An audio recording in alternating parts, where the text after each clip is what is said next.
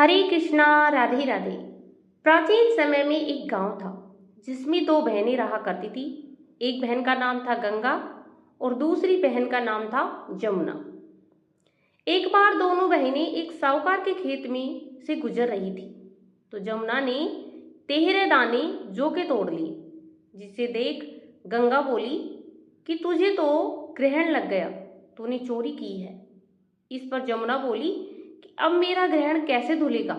गंगा ने कहा कि तुझे 12 साल तक साहूकार के यहाँ नौकरी करनी पड़ेगी, तभी तेरा पाप धुलेगा और ग्रहण से मुक्ति मिलेगी। तो जमुना चिंतित हो गई। जमुना साहूकार के यहाँ नौकरी के लिए जाती है और अपने लिए काम मांगती है कि साहूकार जी मुझे अपने काम पे रख लो, मुझे काम चाहिए। उसे काम पर रख लेते हैं, लेकिन काम करने से पहले जमुना उसे कहती है कि मैं सारे काम करूंगी लेकिन 4 काम नहीं करूंगी। झूठे बर्तन नहीं मांजूंगी, झाड़ू नहीं लगाऊंगी, बिस्तर नहीं बिछाऊंगी और दिया नहीं जलाऊंगी। 12 साल के बाद कुंभ का मेला लगा तो साहूकार ने भी कुंभ नहाने जाने लगी। जमुना ने उसे जाते देख कहा कि कुंभ के मेले में मेरी बहन गंगा मिलेगी तो उसे यह सोने का टका दे देना, इससे वह अपने हाथों में सुंदर चूड़ियां पहन लेगी। साहूकारनी ने कुंभ के मेले में गंगा को वह सोने का टका दे दिया। गंगा ने उनसे वह टका लेते हुए कहा कि मेरी बहन को कहना उसे 12 वर्ष पूरे हो गए हैं और वह वापस आ जाए। साहूकार व साहूकारनी वापस घर आए। तब जमुना मटके में पानी भर रही थी। दोनों जमुना से बोले कि हमने सोने का वह टका तेरी बहन गंगा को दे दिया था और उसने कहा है कि तेरे 12 वर्ष पूरे हो गए हैं, इसलिए अब तू वापस चली जा। यह समाचार सुनते ही जमुना सहस्त्रधारा में बदल गई और बहने लगी। जमुना जी का यह रूप देख साहूकार व साहूकारनी परेशान हो गई कि हमारे घर में जमुना माता ने काम किया, हमें तो अब ग्रहण लग गया है, हम यह ग्रहण कैसे उतारेंगे। जमुना भागकर गंगा माता के पास गई।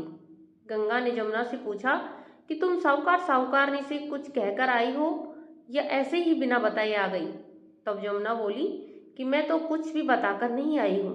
गंगा ने कहा कि जा उन्हें धीरज दे, उन्हें साहस दे कि मैं वापस आ रही हूँ, नहीं तो उन्हें जीवन भर असंतोष ही रहेगा।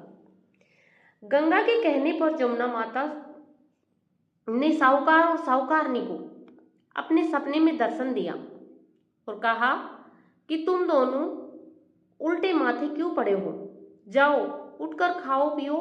तब दोनों बोले कि हम कैसे उठे, हमें तो ग्रहण लग गया है, क्योंकि हमने उल्टे सीधे और पता नहीं कितने नीच कार्य आपसे करवाए हैं।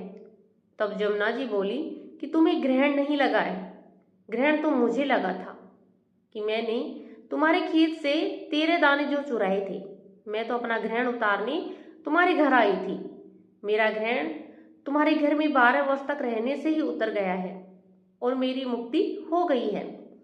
जमुना जी ने कहा कि तुम कोई ग्रहण नहीं लगा है, तुमको कोई ग्रहण नहीं लगा है, उल्टे मेरे 12 वर्ष तक यहाँ रहने से तुम्हारी भी मुक्ति हो गई है। और यह कहकर जमुना जी स्वप्न से वापस चली गई। दोनों उठकर देखते हैं कि उनके घर में पहले से अधिक धन और संपत्ति हो जाती है और बहुत ज्यादा सुख संपत्ति आकर घर में बस जाती हैं। और जब उनके घर में जमुना आकर प्रवेश करी थी तब उनके घर में इतना कुछ नहीं था। अब उनके घर में बहुत ज्यादा चहल पहल हो जाती है और जमुना जी ने कहा कि तुमको ग्रहण नहीं है। हे जमुना माता, जिस प्रकार से साहूकार और साहूकारनी की मुक्ति करवाई, उनको धन दौलत दिया, उनको बहुत खुशियां दी, उसी प्रकार कहते को सुनते को होकारा भरते को सभी को देना। बोलिए जमुना माता की जय।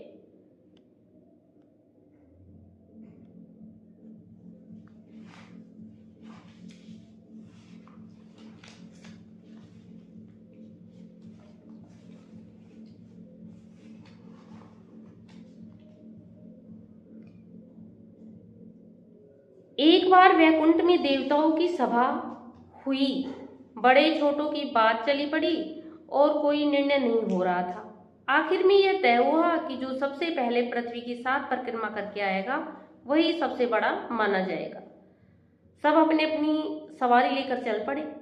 गणेश जी का भारी शरीर और सवारी चूहे की। उन्होंने सोचा कि इस तरह तो काम बनने वाला नहीं है, मुश्किल है, अकल से काम लिया जाए।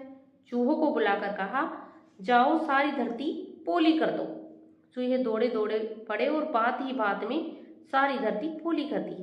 देवताओं के रस्तों अंदर धस गए। इधर गणेश जी ने अपने चूहे पर चढ़कर भगवान के चारों तरफ 7 फेरियां लगा ली। उधर देवताओं ने सरस्वती जी को समूचा वृत्तांत सुनाया। सरस्वती जी ने उनको बताया कि यह सारी करतूत गणेश जी की है। सब लोग उन्हीं को सुमरो। सबने सरस्वती जी की बात मानी। विष्णु भगवान की पत्नी पृथ्वी ने सबको गड्ढों से बाहर धकेल दिया। सब चलकर वैकुंठ में आ गए। शंकर भगवान ने कहा, गणेश जी ने सबसे पहले फेरी लगाई। देवता बोले, भगवान ये हमारे साथ ही नहीं थे, तब ये सबसे पहले कैसे पहुंचेंगे?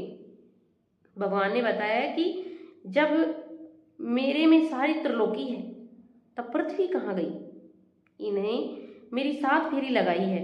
और फिर आप लोगों ने भी तो संकट में इन्हीं को याद किया था। भगवान की बात सबने मान ली और गणेश जी सबसे बड़े माने गए। हे गणपति महाराज, जैसे देवताओं का संकट काटा, उसी तरह कहते का सुनते का सभी का संकट काटना और इसी प्रकार अपनी कृपा दृष्टि बनाए रखना। बोलिए गणपति महाराज की जय।